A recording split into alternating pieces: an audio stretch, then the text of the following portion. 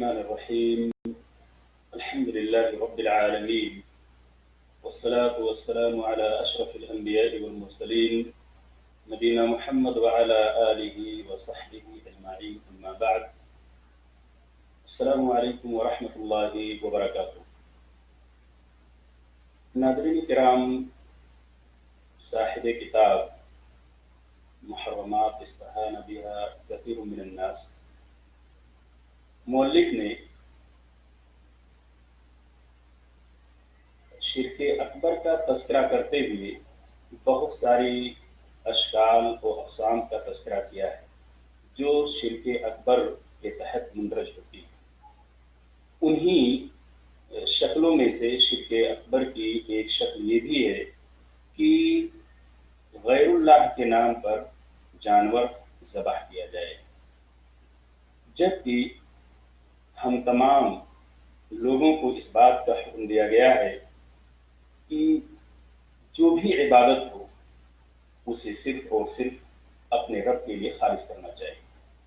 اللہ تبارک تعالیٰ نے ہماری اور تمام بنی نوع انسان کو صرف اپنی عبادت کے لیے ہی پیدا کیا ہے، وما خلقت الجن والانس الا لیعبدون۔ لیکن دیکھنا یہ ہے کہ کیا واقعی ہم مسلمان ہونے کا دعویٰ کرتے تو ہیں، لیکن کہیں ایسا تو نہیں ہے کہ شرک کے دائرے میں آ جاتے ہیں یا دائرے اسلام سے خارج ہو جاتے ہیں۔ مسلمانوں کا ایک بہت بڑا طبقہ اس برائی میں نظر آ رہا ہے، ڈوبا ہوا ہے۔ کہیں کچھ چھوٹی تعداد نہیں بلکہ ڈھیر سے لوگ ایسے ہیں جو اس طرح کی عبادتوں کو غیر اللہ کی نظر کرتے ہیں اور شرک اکبر کا شکار ہو جاتے ہیں۔ اللہ تبارک تعالیٰ نے قرآن مجید کے اندر مختلف مواقع پہ ہمیں بالخصوص ذبح کے تعلق سے آیتیں ہمارے لیے موجود ہیں، ہمیں اس کو پڑھنا چاہیے۔ سورۃ الکوثر کی آیت لے لیجیے جس میں اللہ تبارک تعالیٰ نے فرمایا فَصَلِّ لِرَبِّكَ وَانْحَرْ، اے محمد نماز پڑھو اللہ کے لیے، یعنی جس طرح ہم نماز کو کسی اور کے لیے اس عبادت کو انجام نہیں دیتے ہیں، صرف اپنے رب کے لیے خالص کرتے ہیں، اسی لیے اور اسی طرح ہمیں قربانیاں بھی جو ہم پیش کرتے ہیں اس کو بھی اپنے رب کے لیے خالص کرنا چاہیے۔ اللہ تبارک تعالیٰ نے قرآن مجید کی دیگر جگہوں پہ بھی فرمایا ہے، اور یہ آیت بھی آپ کے سامنے پیش کی جا رہی ہے جس میں اللہ تبارک تعالیٰ فرماتے ہیں قل ان صلاتی ونسکی ومحیای ومماتی للہ رب العالمین۔ آپ صلی اللہ علیہ وسلم فرما دیجئے، اے محمد فرما دو، لوگوں سے کہہ دو کہ ہماری نماز، ہماری تمام طرح کی عبادتیں، قربانیاں، ہمارا جینا اور مرنا اللہ رب العالمین کے لیے ہے۔ لیکن اس کے باوجود بھی اگر دیکھا جائے تو اللہ تبارک تعالیٰ کی عبادت کا دم بھرنے والے کچھ ایسے ہیں جو ان عظیم ترین عبادتوں کو غیر اللہ کے لیے پیش کرتے ہیں، اور قبروں پہ جا کے ذبح کرنا اور اس کے علاوہ مختلف اماکن اور جگہیں ایسی ہیں جہاں یہ عبادت انجام دی جاتی ہے۔ ناظرین کرام، غیر اللہ پر نظر و نیاز پیش کرنے کے تعلق سے جو بات ہم نے بتلائی ہے، اسی طرح ذبح کرنا بھی یہ ایک عبادت ہے۔ جس طرح ہم نظر و نیاز کو غیر اللہ کے لیے نہیں کر سکتے ہیں، اسی طرح ہم اس عظیم ترین عبادت کو ذبح کرنا، قربانی کرنا، یہ صرف اور صرف اگر کرنا ہے تو ہم اپنے رب کے نام کریں گے۔ بسا اوقات ایسا ہوتا ہے کہ غیر اللہ کے نام پر ذبح کرنے کے وقت یا غیر اللہ کے نام جو چیزیں پیش کی جا رہی ہیں، قربانیاں پیش کی جا رہی ہیں، اس میں دو چیزیں اکٹھا ہو جاتی ہیں۔ پہلی چیز یہ کہ غیر اللہ کے لیے ذبح کرنا، اور دوسری چیز یہ آ جاتی ہے کہ غیر اللہ کا نام لے کر ذبح کرنا، اور دونوں بھی صورت میں، دونوں بھی شکلوں میں یہ چیز حرام ہے اور اس جانور کا کھانا بھی حرام ہے۔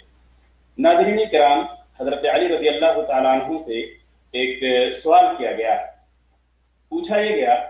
عن ابی الطفیل قال سئل علی اخصکم رسول اللہ صلی اللہ علیہ وسلم بشیء فقال ما خصنا رسول اللہ صلی اللہ علیہ وسلم بشیء لم يعم به الناس كافة إلا ما كان في قراب صيفي هذا. قال فأخرج صحيفة مكتوب فيها لعن الله من ذبح لغير اللہ. حضرت علی رضی اللہ تعالیٰ عنہ سے سوال کیا گیا، پوچھا گیا کہ کیا رسول اکرم صلی اللہ علیہ وسلم نے خصوصی طور پر کوئی چیز آپ کو عطا فرمائی ہے جو غیروں کو نہ دی گئی ہو، نہ بتایا ہو؟ حضرت علی رضی اللہ تعالیٰ عنہ فرماتے ہیں کہ رسول اللہ صلی اللہ علیہ وسلم نے ہمارے لیے کوئی ایسی چیز خاص نہیں کی جو اور لوگوں کو نہ بتلائی ہو، ایسا کچھ نہیں. البتہ میری اس تلوار کی نیاب میں کچھ احکام ہیں. پھر آپ نے ایک صحیفہ نکالا جس میں لکھا ہوا تھا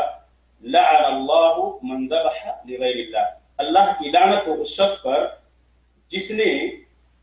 غیر اللہ کے نام ذبح کیا ہو. ناظرین کرام، ہمیں اور آپ کو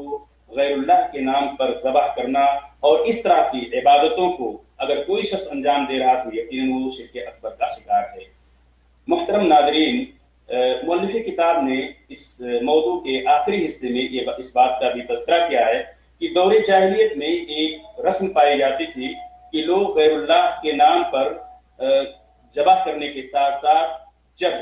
کوئی گھر خریدتے تھے یا گھر تعمیر کرتے تھے یا کنویں وغیرہ کی کھدائی کرتے تھے تو ایسے وقت میں جنوں کے شر سے محفوظ رہنے کے لیے جنوں کے نام پر گھروں کے چوکھٹ پہ یا کنویں کے آس پاس جا کر غیر اللہ یعنی جنوں کے نام پر ذبح کیا کرتے تھے، قربانیاں پیش کیا کرتے تھے تاکہ جنوں کے شر سے محفوظ رہ سکیں. اور یہ بھی شرک اکبر ہے. اللہ تبارک تعالیٰ سے میں دعا کرتا ہوں کہ اللہ تعالیٰ ہمیں اور آپ کو یہ چاہے وہ مالی عبادات ہوں یا بدنی عبادات ہوں، تمام قسم کی عبادتیں ہمیں اور آپ کو اپنے نام یعنی اللہ کے نام ادا کرنے کی توفیق عطا فرمائے. آمین. السلام علیکم ورحمۃ اللہ وبرکاتہ.